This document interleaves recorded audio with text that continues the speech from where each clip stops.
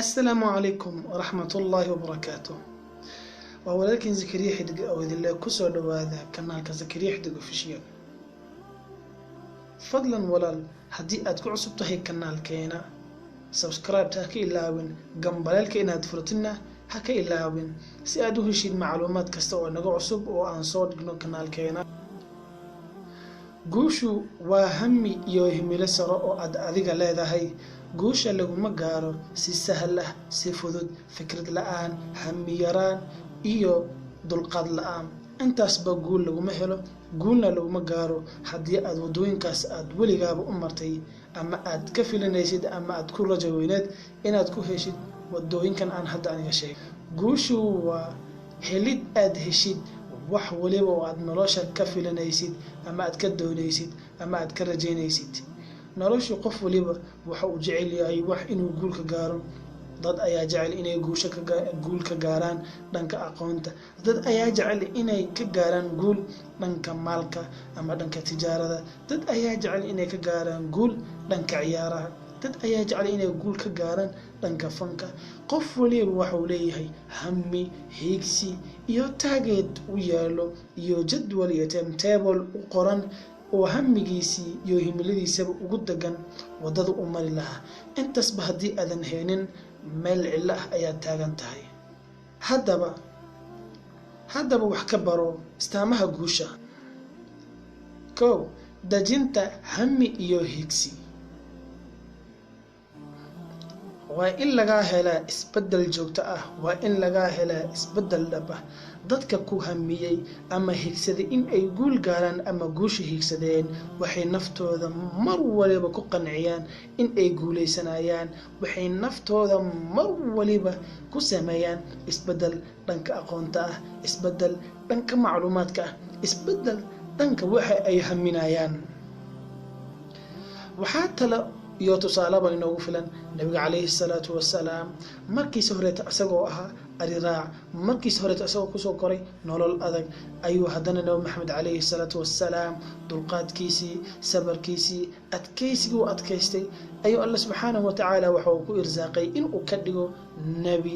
weliba nebi keliya ma aha, bal waxa uu ka dhigay nebiga ama rasuulka caalamiinta ama raxmatan lilcaalamiin ama bashiiran wanadiir. allah subxaanahu watacaala waxa uu ku irsaaqay nabi maxamed calayhi salaatu wasalaam sifooyin kala duwan, sifooyin uusan gaari karin xataa guulaystaha basharka uusan gaari karin ayuu nabi maxamed calayhi salaatu wasalaam soo taabtay. labo, in aad iska ilaalisid khalad horay kaaga dhacay ama aad horay u samaysay in uu kaa dhaco mar kale. dhammaan dadka guulaha ka gaareen noloshooda waxa ay ku qanacsan yihiin in ay gaareen meeshii ay higsanayeen meel ka sarreysa ama ka fog. waayo qofka bini'aadamka ah waa in uu iska ilaaliyo khaladkii maanta ka dhacay in uusan beri ka dhicin. waayo khaladaadkaaga hadday bataan, yacni khaladaadka kaa dhacan hadday yihiin kuwo kala duwan, meelo kala duwan, barnaamij, mashaariic kala duwan, fikrado kala duwan, taasi waa ta loo baahan yahay. laakiin fikradii maanta khalad kaaga dhacay haddana haddii aad beri ku laabatid wadada guusha kuma taagnid ee wadada guusha kusoo laabo. saddex, waa inaad la timaadid dadaal dheeraad ah iyo karti aad u weyn. waayo labadaasi waa labada kaliya kaa saacidaya in aad guul gaartid ama wadada guusha aad ku tagnaatid inta aad nooshahayba.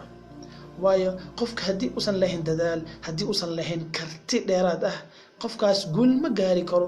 wadada guusha haddii mar uu istaagana ama mar uu karo waxaa hubaal ah inuu dib ooga soo dhacayo ilaa inta uu kala imaanayo sifadan ah dadaal iyo karti dheeraad ah. afar, guusha iyo wax soo saarka cusub ee maanta la gaaray. طبعا qof maanta waxaan isticmaalaynaa social media. طبعا social media qof ayaa soo saaray sida facebooka, twitterka, whatsappka, imoga, instagramka, telefoonka oo hadda aan isku duubayo, laptopka oo aan hadda barnaamijka ka akhrinayo ama aan ka duubayo, khamiiskan aan xiranahay, camaamadan madaxa ii saaran, saacadan ii xiran, guriga aan deganahay dabaqa qof ayaa dhisay, gaariga qof ayaa soo saaray. طبعا waxaanoo mashaariic ah waxaanoo program ah waxaanoo project ah dhammaanba waxaa soo saaray qof ku riyooday riyadiina fikrad u bedelay fikradiina macluumo u bedelay macluumadina u bedelay shaqo iyo karti dheeraad ah iyo dulqaad iyo sabr badan kadib ayaa waxa uu gaaray maanta waxaan isticmaalayno inay hirgalaan 5 ha u ogolaanin dadka kaleeto in ay hoos ku dhigaan dabcan ha markii aad guul iyo target aad leedahay iyo hami sare dadka waxa ay dhahaan war waxa ma sameyn kartid ma keen kartid ma qaban kartid ka miradhalin kartid faa'iido kama keen kartid wax kala samee oo ka yar la ha sameyn waxaad ku hamiso waxaad jeceshahay wuxuu targetkaaga yahay ku dhufo ku soco ku istaag wadadaas ha ka laabanin hadalkooda ha dhageysanin guul daradaba guul baa ka dambayso guushaada waa targetkaaga waa horumarkaaga fikrad iyo macluumaba haddii aad haysid ku dhaqaaq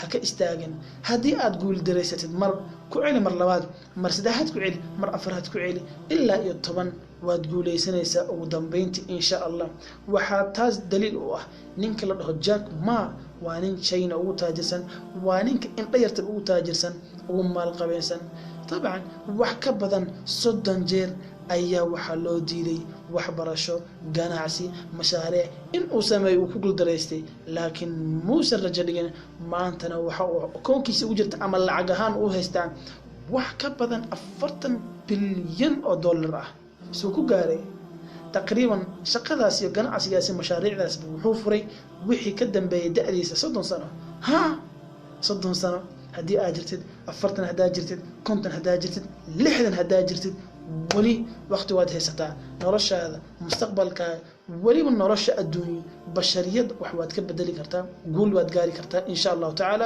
wana gaarisa harja dhig leh in uu qofka baaro waxyaabaha mustaqbalkiisa ama guusha u horseedaayo ama guul darada u horseedaayo waa wax loo baahan yahay ogow waxyaabaha ku horseedaya noloshaada ama guushaada ama mustaqbalka fiican iyo waxaad ogaataa waxa mustaqbal xumada nolol xumada iyo guul darada ku horseedaayo iska ogow inta aadan wax waliba guda galin waayo wax waliba waxay ku socdaan miisaan qiyaas iyo aqoonba inta hadii aad leedahay oo aad samaysid waa hubaal inaad guuleysanaysid ugu dambeyntii waa maxay 4 sabab oo ka hor istaagi karta ama ka hor istaagaysa ama ilaa iyo haddaba ka hor istaagan in aad guul gaartid ama aad guuleysatid ko fikradaha khiyaaliga ah مثلا وأديكو تراهد أما أديكو دهدو waxan ma sameyn kari waxan ma qaban kari hadii aan qabtana waan ku fashilmi ma guuleysan kari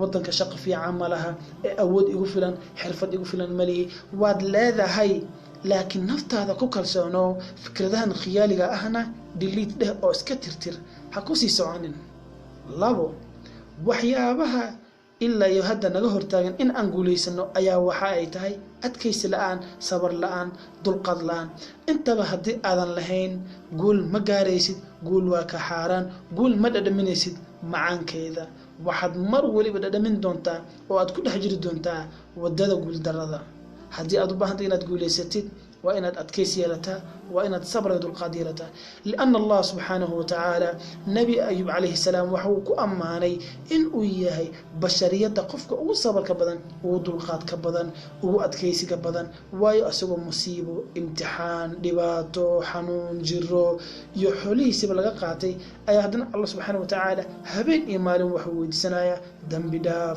الله سبحانه وتعالى أيها هبين إيمان كد ذكرنايا أو ذكرك الله سبحانه وتعالى أيها هبين إيمان بوضع أنيقا أذيقا لما أنت نبوان عفمات قبنا معلومات أيها حسنا أقوني حرفت ديرت أيها حسنا وأهدنا مليهن أتكيسي هديان أتكيسي لهان لهن ما أنت هرمر دانك نفس الدينة دانك تجارة دانك مع علمك دانك أقونتا دانك قريهين ومستقبل كيني عروتين مهل وليبا وحان كقاري لهن قول aad iyo aad loo qiimeeyo guul la soo taaban karo guul dhankeeda la dhimin karo inay macaan tahay aad qodobka saddexaad oo naga hortaagan ilaa iyo hadda inaan guuleysano oo aan guul darrada ku dhex taaganahay ayaa waxa ay tahay isbedel la'aan.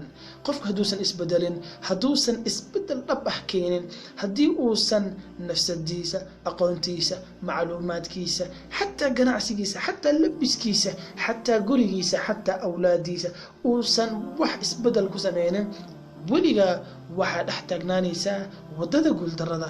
isbedel samee, waad guulaysanaysaa insha Allah. qodobka ugu dambeeya waana qodobka afraad, waana qodobka ugu muhiimsan. qodobkaas oo ah qorshe la'aan. qorshe la'aan wax soconaya ma laha. qorshe la'aan wadan ma dhismo. qorshe la'aan dowlad ma dhisanto. qorshe la'aan ma dhisanto mujtamac. qorshe la'aan ma dhismayso mujtamac wanaagsan. qorshe la'aan ma dhismo shacab wanaagsan. qorshe la'aan ma dhismo dhalinyaro wanaagsan oo wada mutacalimiin ah, ku dhammaantoodana hami iyo higsare leh. qorshe la'aan wax soconaya ma laha. qorshe deji, waa hubaal noloshu way socon doontaa. xataa haddii aadan qorshe dejin, noloshaada waa ay soconi, laakiin waxaa soconayso nolol aan ku wanaagsanayn, nolol aan munaasib kugu ahayn, nolol xataa qiimo leh kuma soconayso. waayo kan jokoraaga ah, kan darbajiifka ah, kan wasaqda qashinka cunaya, asagaba hooyo aabba ayaa dhaleen. adiga maanta haddii aad tahay qof mutacalim ah ama macallin iskuul, waxaad ogaataa inta yarta waxaad kusoo gaartay qorsho. intanba aad macallin ku tahay waa qorsho yar aad kusoo gaartay, aad samaysay. bal ka waran haddii aad samaysay qorshooyin badan, barnaamij badan, mashaariic waaweyn, hami higsan aad yeelatid, waa hubaan waxaad soo taabanaysaa guul macaan oo qiimo leh oo la xusi karo, weliba laga sheekeyn karo.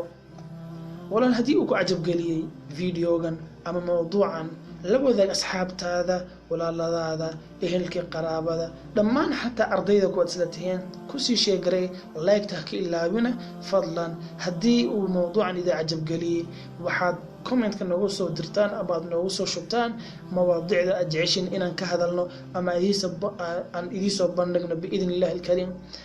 hana ka ilaawina inaad subscribe saartid oo nagu soo biirtaan haddii aadan weli nagu soo biirin. ha ka ilaawin inaad furatid gambaleelka si aan macluumaad kasta oo aan soo dhigno oo idiisoo gaarto biidn illahi alkariim. waa walaalkiin Zakariya Xidig oo idin leh. asalaamu calaykum waraxmatullaahi wabarakaatuh.